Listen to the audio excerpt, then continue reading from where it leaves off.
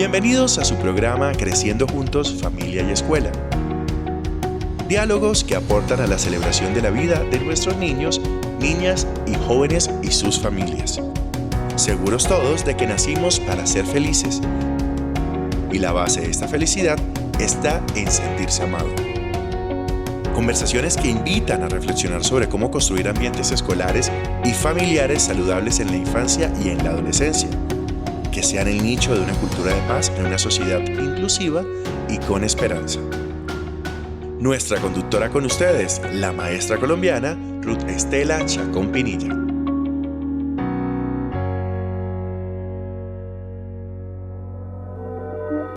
Bienvenidos a este domingo, a este encuentro en Creciendo Juntos, Familia y Escuela.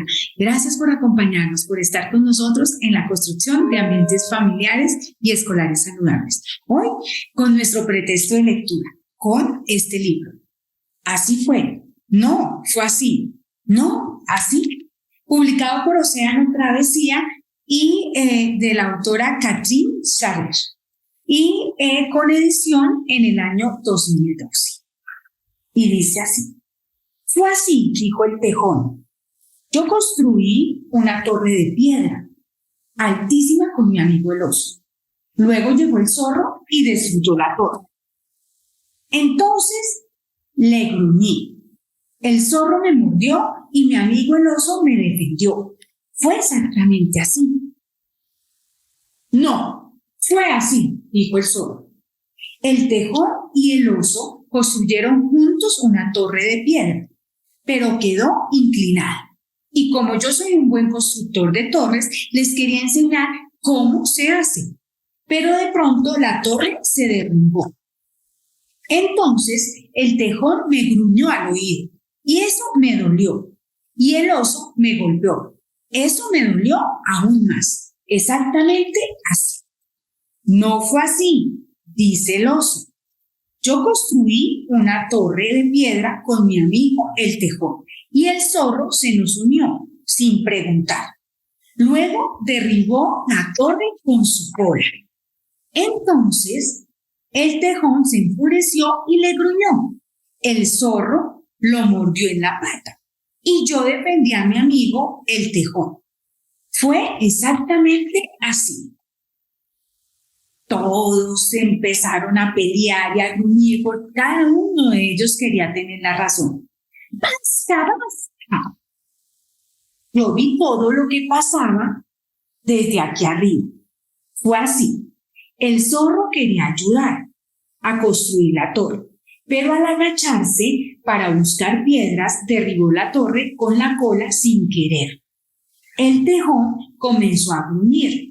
Entonces el zorro lo mordió y el oso le dio un puñetazo. Creo que fue así.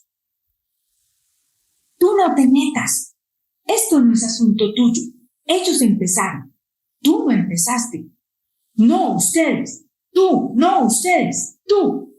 El oso, el tejón y el zorro se gruñen ferozmente. Si hablan todos a la vez y no aprenden a escucharse mutuamente y a dialogar, nunca se van a entender. Mientras murmura la ardilla, mientras construye una pequeña presa en el río. Entonces el oso, el zorro y el tejón se ponen de acuerdo para recolectar piedras y construir una presa. La ardilla les ayudó a construir una presa, porque jugar todos juntos es mucho más divertido. Y también ponerse de acuerdo. Y colorín colorado, esta linda historia se ha terminado. En nuestra cabecita y en nuestro corazón ha quedado. Bienvenidos a este espacio de hoy, que por supuesto tendremos diferentes puntos de vista como nuestros animales de la historia, pero que podemos empezar a generar nuevas perspectivas para una escuela transformadora. Bienvenidos.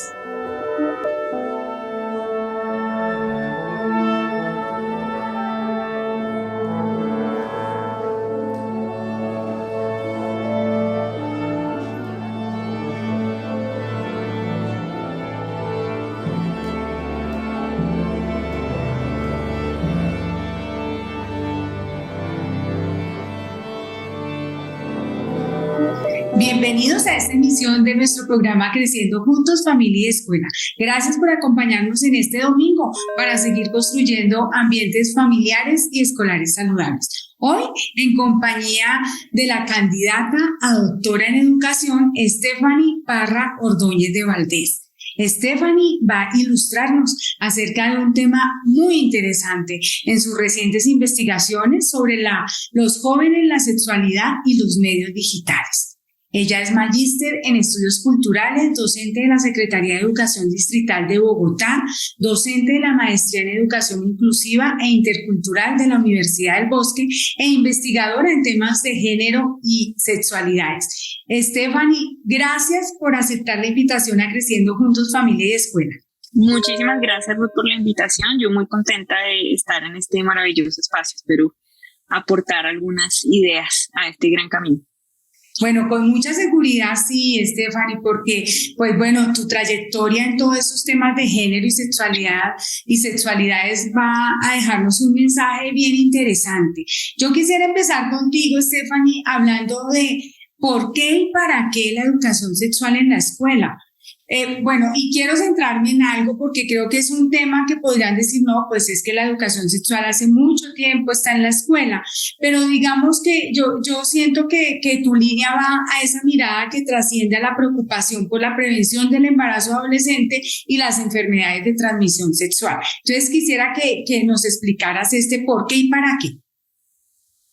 Bueno, pues yo quisiera iniciar justamente por esos antecedentes de lo que ha venido siendo la educación sexual en nuestro país y plantearlo como una necesidad en términos de transformación pedagógica y en general como campo de estudio en los escenarios educativos y particularmente en la escuela.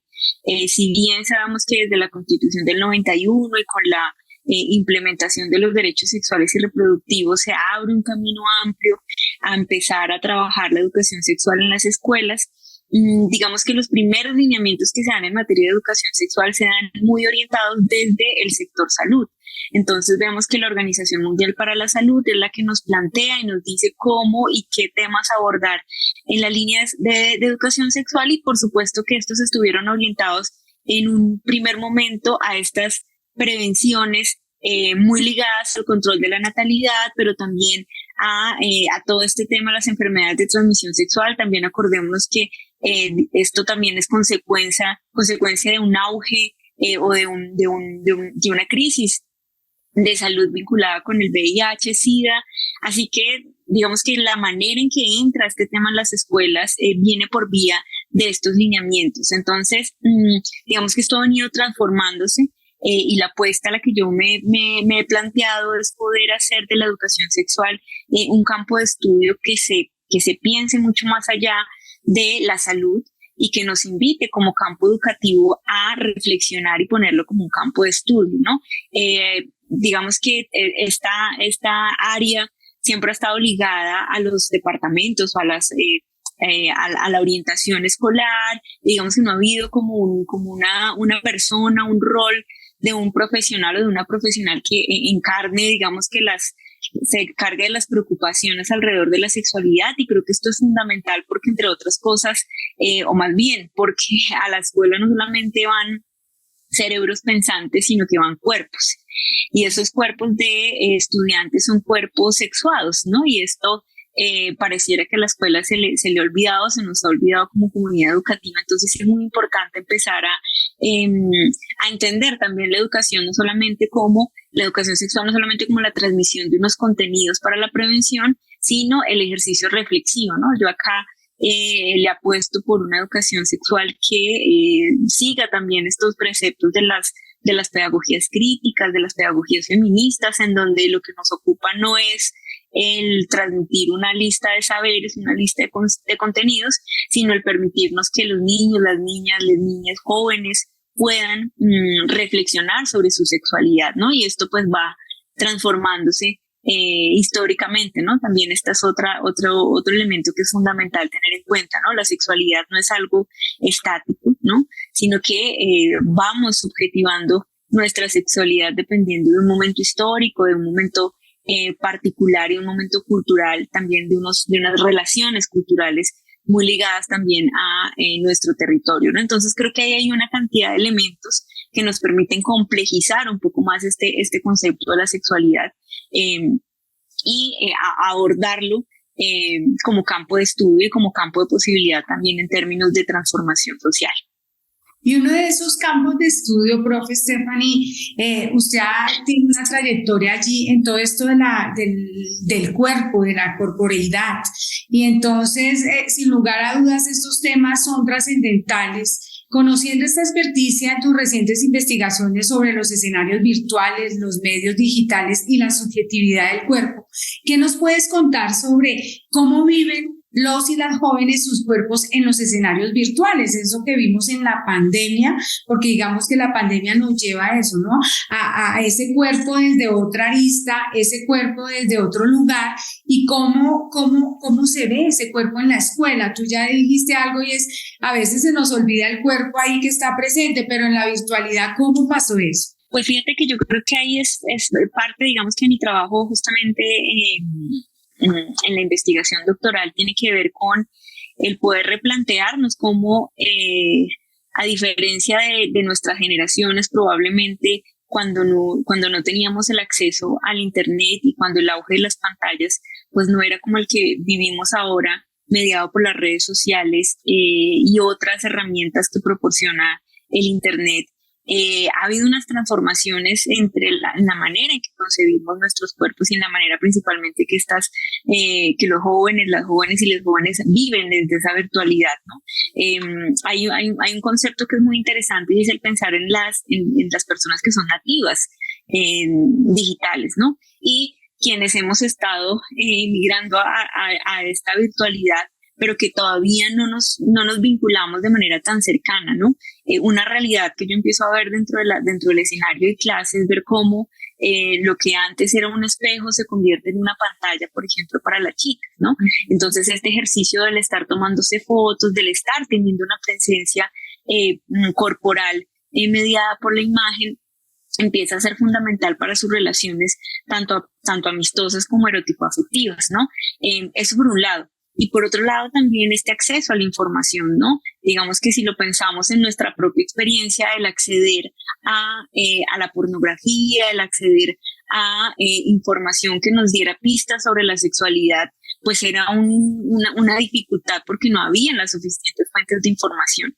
Ahora a un solo clic vemos que estas generaciones tienen la posibilidad no solamente de saber, sino de ver y de encontrar una cantidad de referentes que nos invita también a reflexionar cuáles son esos criterios, cuáles son esas maneras en que están habitando allí la red, ¿no? Entonces, por un lado está el campo de la información, ¿cierto? Que es importante reconocerlo como parte fundante también en estas lecturas que están tendiendo sobre su sexualidad, ¿no? El acceso a conceptos, el acceso a encuentros con otras personas de diferentes lugares del mundo, este ejercicio de establecer relaciones a través de la imagen también es fundamental, ¿no? Entonces, este cuerpo que está acá encarnado empieza a tener una permanencia dentro de las redes sociales. Quizás antes nos conectábamos de vez en cuando, teníamos un encuentro ocasional en las redes, pero lo que vemos ahora es que nuestro cuerpo está todo el tiempo presente, mediado por las imágenes, ¿no? Entonces, mientras yo estoy acá hablando contigo, ya hay una imagen mía que está andando en las redes sociales y esa imagen no es estática, sino que esa imagen está generando comentarios, está generando toda una cantidad de relaciones, de interfaces que generan un impacto sobre mi propia subjetividad. Durante mucho tiempo pensamos que la relación online, offline estaba separada, ¿no? Como que yo cerraba el computador y hasta ahí llegaba mi vínculo con la red. Pero en este momento sabemos que nuestra vida sigue andando. Mientras que estamos acá, está toda esta relación online, offline, cada vez es más estrecha, ¿no? Entonces, esto también tiene unos efectos sobre las subjetividades sexuales. ¿Y a qué me refiero con esto? La manera en que yo construyo y configuro mi cuerpo para la imagen, hay toda una performatividad ahí, ¿no? Digamos que dentro de la investigación, un elemento que fue un hallazgo, si se quiere llamar de esa manera, muy importante, y es cómo, por ejemplo, las chicas cisgénero construyen toda una idea o elaboran todo un autoerotismo a través de la selfie, ¿no? Entonces, no solamente está el punto o el resultado no es lo más importante, no es la foto erótica, sino todo lo que hay detrás de ese erotismo, ¿no? Y entre otras cosas también el encontrar en la red un espacio de posibilidad donde todo esto que ha sido restringido por la sociedad de la sexualidad como tabú, pues encuentra una apertura, ¿cierto? Encuentra una posibilidad que es hasta cierto punto, y lo pongo en comillas, porque sabemos también de los riesgos que hay en Internet, pero es hasta cierto punto segura, ¿no? Muchos de los relatos de las chicas se plantea cómo se sientan muy seguras de poder mostrar sus cuerpos en la red porque no van a ser vulneradas, porque no van a vivir una violencia de género, una violencia sexual, mientras que si se vistieran de esa manera en el escenario público, probablemente serían víctimas, ¿no? Entonces también es ver como esta doble cara, que es una paradoja permanente alrededor de las redes sociales, y es esa configuración, termina siendo una posibilidad de autonomía y de libertad, al mismo tiempo que genera pues unas restricciones también frente a esas configuraciones, por ejemplo, ligadas a los estereotipos de género, a esta lógica de la belleza, ¿cierto? Que también empieza a ser muy fuerte dentro de los medios digitales. Digamos que hubo un momento en la historia de los feminismos, en los ciberfeminismos, donde se aspiraba a que el hecho de poder pasar a la pantalla, a un escenario de la internet donde podíamos despojarnos de nuestros cuerpos marcados por ese género tan fuerte y que nos había ocasionado tantas relaciones de desigualdad, había una posibilidad de entrar desde condiciones de igualdad, ¿no? Pero lo que nos dimos cuenta en lo sucesivo es que esas mismas reproducciones que tenemos en el cara a cara, pues empezaron a darse en el escenario digital, ¿no? Entonces, ahí hay una opción también, unas posibilidades que generan las redes sociales.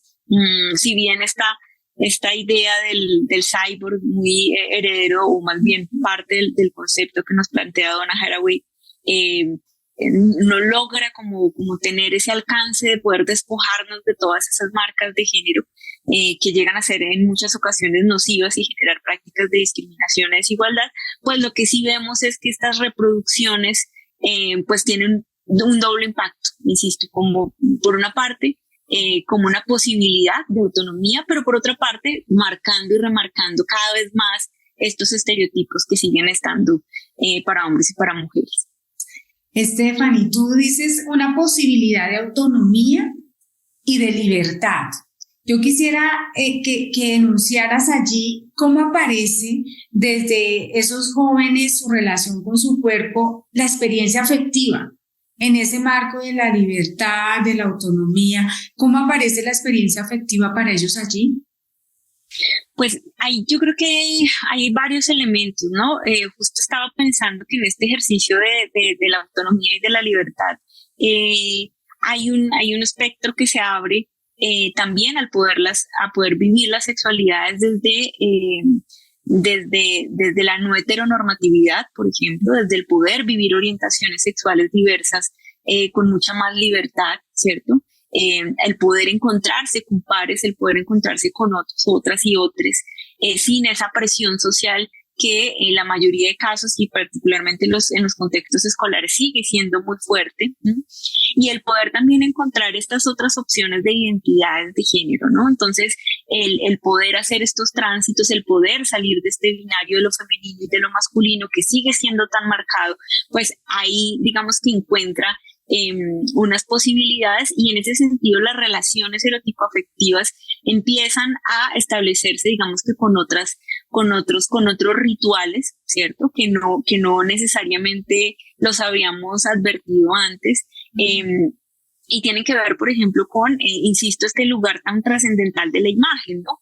Lo que llamamos el sexting, ¿no? Como una manera de hacer un intercambio erótico en el que no hay un contacto físico, lo que no significa que no haya un autoerotismo, no haya todo un placer que se experimenta, ¿cierto? Del otro lado de la pantalla. Y esto es muy interesante porque vemos como todas esas preocupaciones que se tenía tanto en la escuela como en la familia de controlar la sexualidad, entonces es como evitar el encuentro físico, ¿cierto? Pues se encuentran acá, insisto, un espacio distinto, ¿no? Entonces ya la preocupación de tener el control en la sala de la casa, pues ya termina trasladándose a una pantalla en donde las posibilidades de control son mucho más complejas, ¿cierto? Y en donde ese relacionamiento empieza a escalar también desde diferentes formas, ya no solamente, digamos que todos estos rituales del coqueteo, todos estos rituales que hacen parte de lo que conocemos como el amor o como toda esta manera de configurar las parejas, pues empieza a transformarse también en estas relaciones, ¿no? Aplicaciones como Tinder u otras que nos permiten elegir parejas, ¿cierto? A partir de simplemente una imagen que me da luces sobre ese gusto que pudiera llegar a atraerme, pues empieza a transformar también esos modos de relacionarnos, ¿no? Entonces creo que ahí hay que seguir prestando la atención insisto en esta noción de cuerpos sexuados, de cuerpos generizados que habitan la pantalla y que en ese habitar la pantalla pues no se desprenden en todo caso de la experiencia vital, ¿no? Entonces sí, siento que sí ha habido una transformación importante, lo cual no quiere decir que hayan desaparecido las relaciones fuera de ella, ¿no? Digamos que un elemento que me ha parecido siempre interesante es que realmente las relaciones que establecemos a través de las redes sociales o que establecen en particular las y les estudiantes siempre es con sus círculos sociales más cercanos, ¿sí? Aunque sí hay un intento por expandirse a otras personas, hay una muy fuerte relación con las personas del círculo social. Y aquí entraría otro tema, tú lo enuncias en tus investigaciones, Stephanie, y es como la experiencia kinestésica, ¿no? O sea, tú dices, bueno, a través de las redes, pues los besos, los abrazos y las caricias son de otra manera, ¿sí? Y aparece una experiencia kinestésica para nuestros jóvenes. ¿Qué nos puedes decir de esta experiencia? Pues mira, digamos que esta parte de la investigación se da justamente muy marcada por lo que implicó la pandemia, ¿cierto? Y eso nos llevó a replantearnos incluso el ejercicio investigativo, ¿cierto? Mediado también por la pantalla. Y dentro de ese ejercicio, una de las preguntas que surgieron alrededor de las sexualidades y de las subjetividades sexuales tiene que ver con qué es eso que nos hace dar cuenta que que nos gusta o que hay una atracción sexual o cómo vinculamos este concepto de la sexualidad a nuestra vida, ¿no? Y esto pasa por esa experiencia kinestésica, justamente por esa experiencia que atraviesa el cuerpo, ¿no? Y cuando hablábamos sobre esto, digamos que las respuestas estaban muy ligadas a todo el placer que genera el contacto con el otro, ¿no? Sin embargo, lo que decíamos era cómo eso tiene sí, quizás no es que se reemplace, pero sí tiene unos equivalentes también en la relación que se establece a través de las redes, ¿no? Entonces no está la caricia, pero las palabras empiezan a cumplir esta función, las imágenes, lo que conocemos como los memes, ya no solamente vinculados como esta parte divertida, sino también esta parte erótica, cómo se empieza a construir también un erotismo desde la imagen, desde los mismos emojis. Digamos que durante el proceso fue muy interesante también ver cómo estos emojis que tradicionalmente utilizamos en la conversación en las redes sociales, dentro del lenguaje de estudiantes, pues empiezan a tener unas significaciones con contenido erótico y sexual que quizás la mayoría no conocemos, ¿no? Entonces, ¿cómo se empieza a transformar también estos lenguajes cuando está la imposibilidad del contacto, ¿no?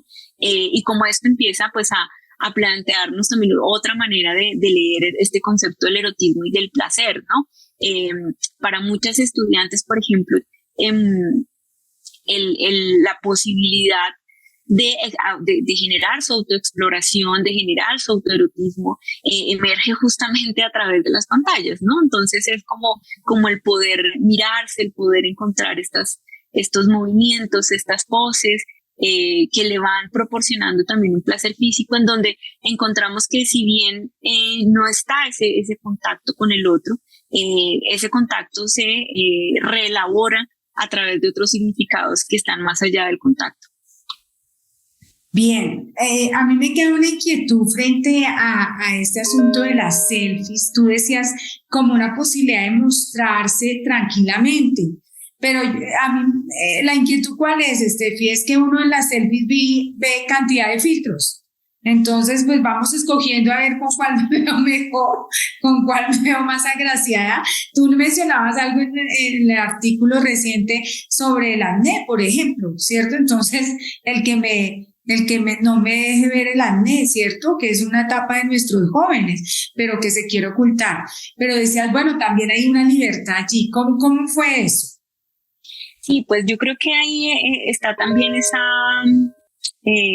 lo interesante que puede llegar a ser esta lectura de nuestros cuerpos. Yo ahí planteo una categoría que ha sido como clave en este ejercicio de investigaciones en nuestros cuerpos como cuerpo, imagen, interfaz. Cuerpo, imagen, interfaz en tanto que nuestra presencia está mediada por esta imagen. Y esa imagen a su vez genera unas relaciones de interfaz con otros y otras, o sea, no se queda ahí, ¿no? Y yo quisiera pensar en las selfies haciendo un recorrido muy pequeño alrededor de cómo cómo empezamos a hablar del autorretrato, ¿no? Y cómo esta transformación de la imagen pues tiene que ver mucho con la masificación y el acceso a tecnologías, el acceso a los celulares. Hace algún tiempo tener un celular con cámara era una cosa imposible, ¿cierto?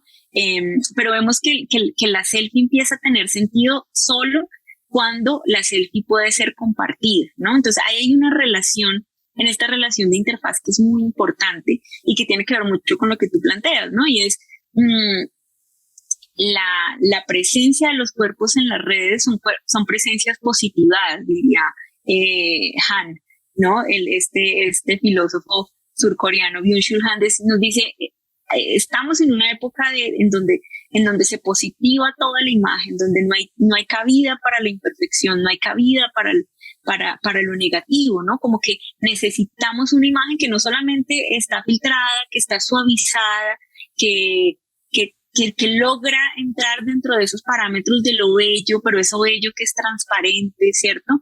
Que es pulido, sino que adicional a eso tiene que ver también con un estado de emociones, ¿no? Entonces vemos cómo, y dentro de la investigación es muy, muy, muy fuerte esto del encontrar. De hecho, hicimos un ejercicio porque esta investigación se hace alrededor o atravesado por una metodología que para mí ha sido vital, y es la investigación basada en artes. Y dentro de este ejercicio alrededor de la investigación basada en artes, lo que hicimos fue elaborar por una parte autorretratos y por otra parte hablar de lo que le denominamos las recetas para una selfie. Y dentro de las recetas para una selfie, este ritual, aparecen unos rituales, es decir, la selfie no es solo tomar la foto, ¿no? Hay toda una elaboración de la producción del cuerpo, ¿no? Entonces se produce un cuerpo para la red, ¿cierto? Para la red, para ser vistos, para ser vistas, para ser vistes. Y eso significa unas transformaciones, ¿cierto? Cómo me acomodo o cómo entro dentro de esos parámetros de lo bello que está en Internet, ¿no? Y que para eso ahí hay unos referentes, ¿no? Quizás en otro momento esos referentes los veíamos en la televisión, los veíamos en el cine, ¿cierto? Pero acá tenemos una condición muy particular que proporciona las redes, y es que esa imagen que antes era tan lejana de las estrellas de Hollywood o de la farándula nacional, pues ahora es posible, ¿no? Porque además hay una posibilidad de que tú vas a ser reconocida por el mundo entero, ¿no? Esta pretensión de lo global. Entonces, o sea, la construcción y la elaboración de la selfie tiene todo un ritual, ¿cierto? Que busca ese ser, ese ponerse como espectáculo, ¿no? Y ese ponerse como espectáculo también como una oportunidad decían dentro de las entrevistas y dentro de los cuestionarios y el trabajo que hicimos de manera textual, un momento de fama, ¿no? Las redes te pueden permitir un momento de fama, el que puede ser el centro de la atracción, y en donde ya tienes todas las herramientas para hacerlo, ¿no? Ya tienes el celular, ya no necesitas de nadie que te promocione, ¿cierto? Entonces aparece todo este concepto del prosumer, como yo produzco, pero a la vez estoy consumiendo y estoy generando también una imagen a partir de de mi propia experiencia corporal. Entonces la selfie tendría como varias entradas de reflexión. Por una parte, todo lo que está detrás de, ¿no?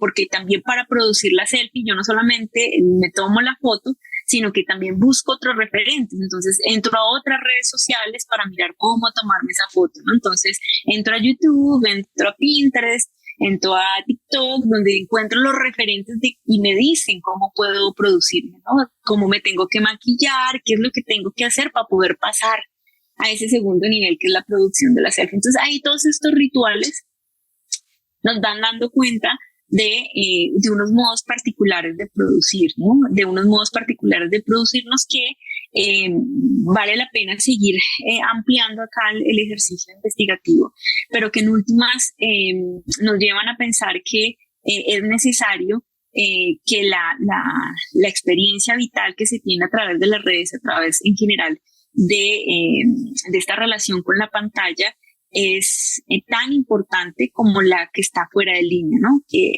allí estamos habitando, ¿no? Y ahí también hay unas relaciones de poder, hay unas violencias, hay todas unas condiciones que a lo mejor no hemos advertido y que es necesario seguir profundizando. Entonces la selfie como una posibilidad también de habitar desde otras formas, desde una experiencia mucho más libre, pero también de reproducir unos estereotipos ligados a unos rituales ya muy establecidos que regulan cómo debo o no debo ser, ¿no? A tal punto en muchos casos sucede, la imagen no se corresponde con la realidad, ¿no? Con lo que conocemos como realidad, como que ahí hay una diferencia abismal porque hay toda una producción que es una producción para el espectáculo, ¿no? Para el mostrarse. Estefi, en este orden de ideas, ¿cómo pensar en prácticas educativas que den lugar a la reflexión sobre las redes sociales y especialmente sobre la experiencia virtualizada de los cuerpos en la pantalla? Pues mira, yo creo que parte de la apuesta que yo hago desde esta investigación es, por una parte, el indagar y el reconocer qué es lo que ha venido pasando. Todo esto que les he venido contando para mí es toda una revelación en el ejercicio investigativo, ¿cierto? Porque lo que yo veía desde afuera era simplemente a un grupo de estudiantes tomándose fotos, pero cuando empiezo a entrar como en todas estos vericuetos de lo que hay detrás de esto, ¿cierto? De las implicaciones que tiene para su vida, porque lo leemos de manera muy ligera, ¿no? Entonces yo siento que es importante que desde la mirada adulta entendamos que lo que pasa en las redes sociales no es algo menor, ¿no? Hemos hecho y se ha venido haciendo un trabajo muy importante en la prevención de violencias desde los medios digitales, se ha venido haciendo un trabajo interesante y de procesos de autocuidado, de cuidado en las redes sociales. Sin embargo, seguimos leyéndolo como algo que no está equiparado a la realidad de las personas, ¿no? Elementos fundamentales es reconocer que lo que pasa en las redes sociales, que lo que pasa en el mundo digital es fundamental y crucial para las personas, especialmente para nuestros y nuestras estudiantes, ¿cierto? Creo que es si partimos del reconocimiento de que lo que pasa en las redes sociales no es algo menor, ¿cierto? No es algo que pueda, o sea, de menor impacto en la vida de las personas, ahí ya vamos a empezar a generar otras lecturas sobre lo que implica hablar no solamente de la sexualidad, sino en general de la vida mediada por las pantallas. Creo que es muy importante empezar a entablar nuevos diálogos con las pedagogías, ¿cierto? Y el poner este tema como campo de estudio, como campo de discusión. No existiría, digamos, que una receta, así como no la encontramos para identificar cómo tomarnos una selfie. No existe una receta particular para poder hablar de estos temas en el aula, pero lo que sí es fundamental es poder encontrar herramientas que nos permitan detonar la reflexión. Y en eso, digamos que desde la experiencia que yo tuve desde la investigación basada en artes, creo que un camino posible puede ser ese, ¿no? El poder encontrarnos con la experiencia artística como una posibilidad de poner como una palanca, como una hoja en blanco, como algo que nos permite interpelar eso que hemos naturalizado, ¿no? Para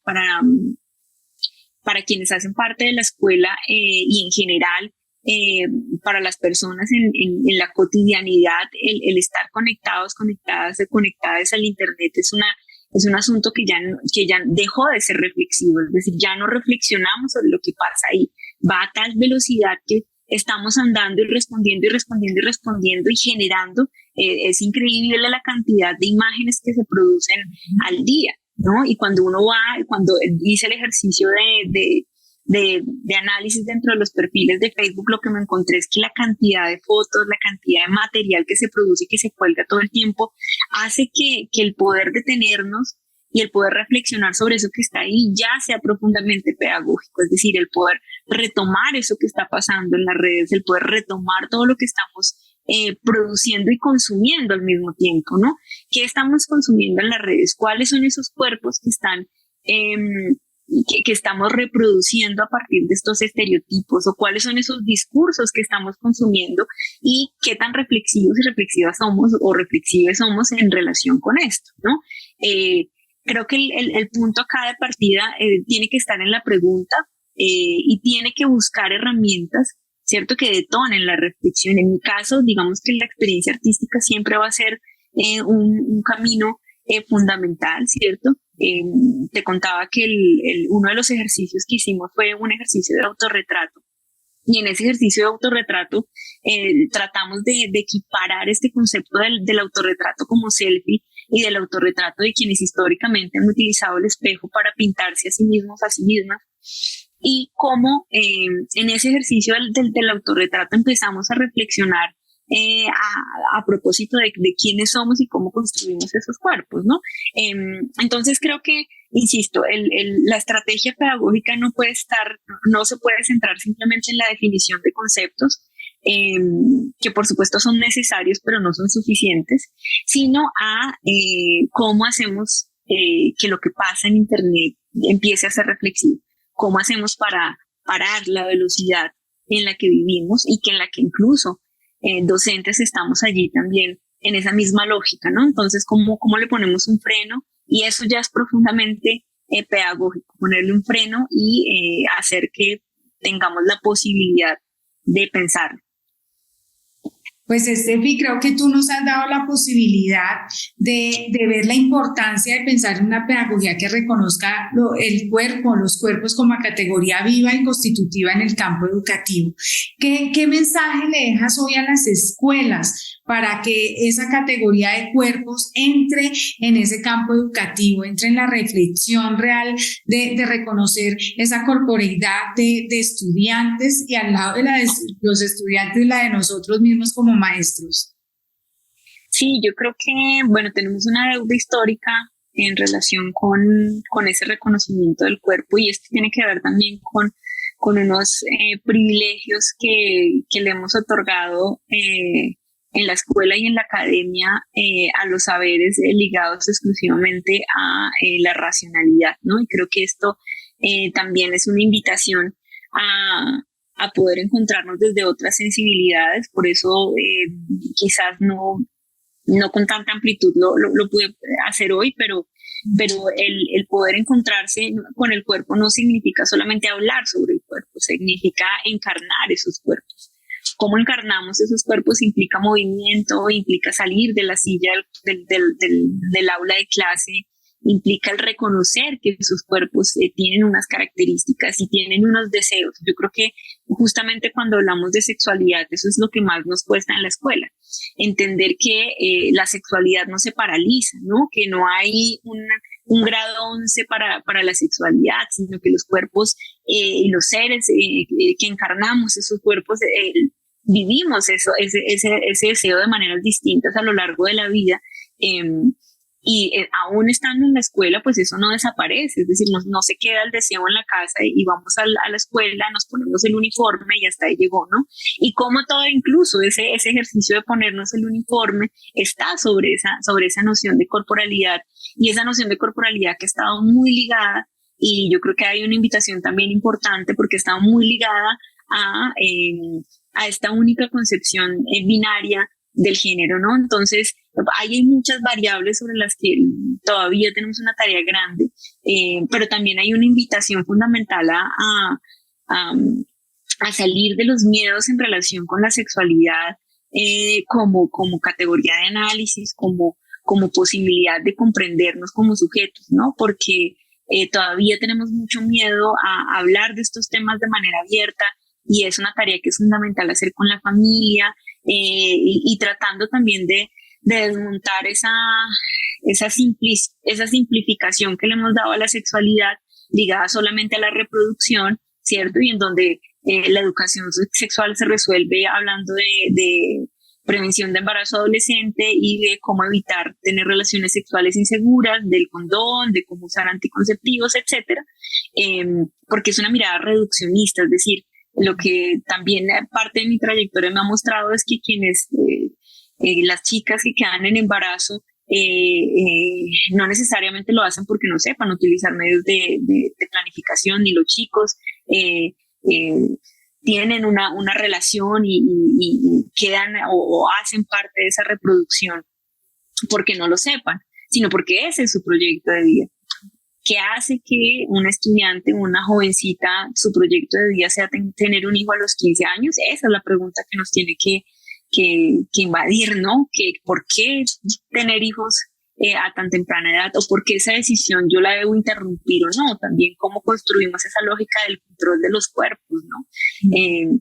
Creo que hay que interpelarnos mucho sobre estos temas, porque y uno de los temas que emerge de esta investigación muy fuerte es por qué cuando hablamos de educación para la sexualidad solo estamos hablando de relaciones heterosexuales, ¿cierto? ¿Qué pasa con las relaciones homosexuales? ¿Por qué de eso no hablamos? ¿Por qué estudiantes jóvenes que crecen desde sus orientaciones sexuales diversas no tienen información ni tienen puntos de reflexión que les permita también pensar sobre su sexualidad, ¿no? Entonces, bueno, hay una cantidad de elementos que todavía toca seguir andando.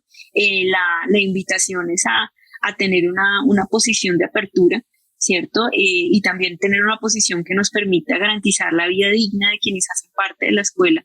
Yo creo que eso es fundamental cuando reconocemos que la escuela tiene que ser un lugar seguro y un lugar donde todas las personas puedan vivir en dignidad y en plenitud.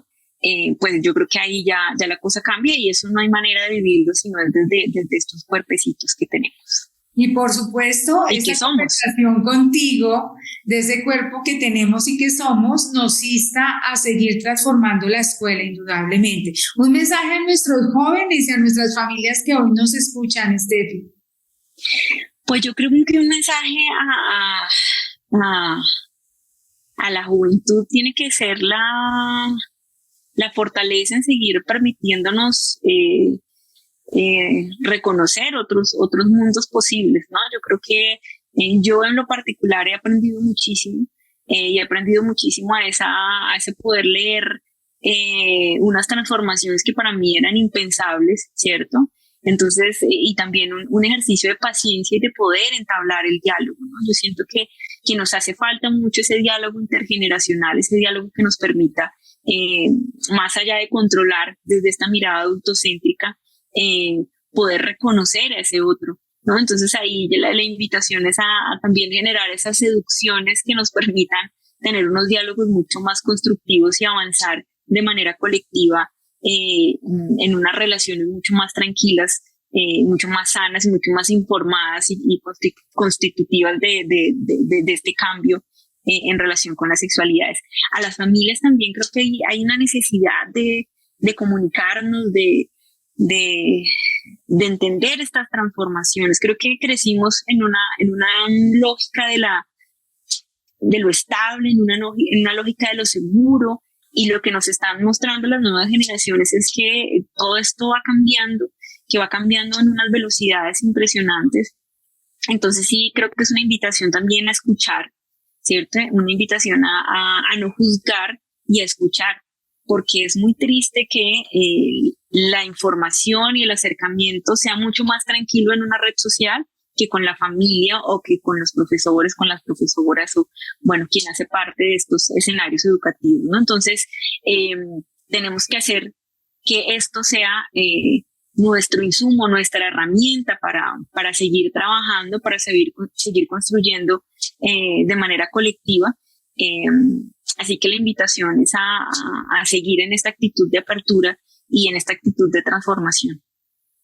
Estefi, desde este programa Creciendo Juntos Familia y Escuela, felices de tenerte aquí, de escuchar todas estas investigaciones que tú has liderado y animarte a que sigas, a que continúes en ese camino y brindando a los espacios educativos donde tenemos la fortuna de conocerte, pues todos estos aprendizajes nunca dejamos de aprender y siempre la voz del colectivo, de esas construcciones que se pueden hacer, nos llevarán a una escuela transformadora y mejor. Bueno, a todos ustedes, gracias Estefi por estar acá y por acompañarnos. A ti muchísimas gracias. Yo sé que esto siempre termina siendo corto, pero bueno, la invitación es a seguir avanzando en lecturas y sobre todo en el ánimo de poder posicionar este tema en las escuelas y en la cotidianidad, en la vida cotidiana. Así que mil gracias, Ruth. Bueno, espero que puedan venir muchos comentarios y reflexiones también después de este ejercicio. Muchas gracias y espero que nos veamos pronto. Gracias. Yo les recuerdo a nuestra audiencia que en los comentarios de YouTube van a encontrar allí el link de un último artículo de Estefi para que ustedes tengan acceso a él y bueno, allí amplíen la información.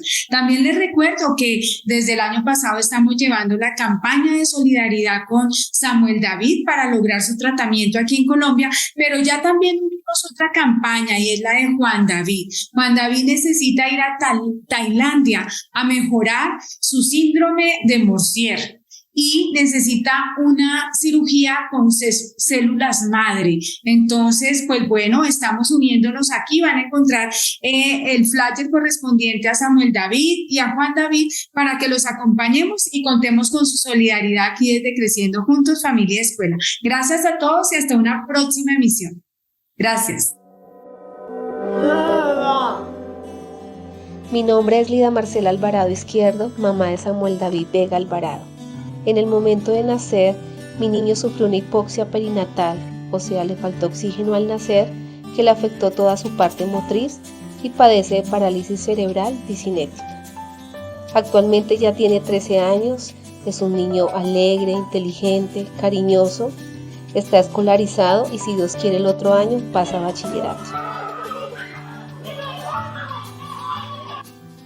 A pesar de su discapacidad, tratamos de llevar una vida normal, aunque no ha sido fácil este camino, pero gracias a Dios, a la Virgen, nuestra familia, terapeutas y personas que hemos conocido a lo largo de su vida, nos han ayudado para salir adelante y obtener progresos en su rehabilitación.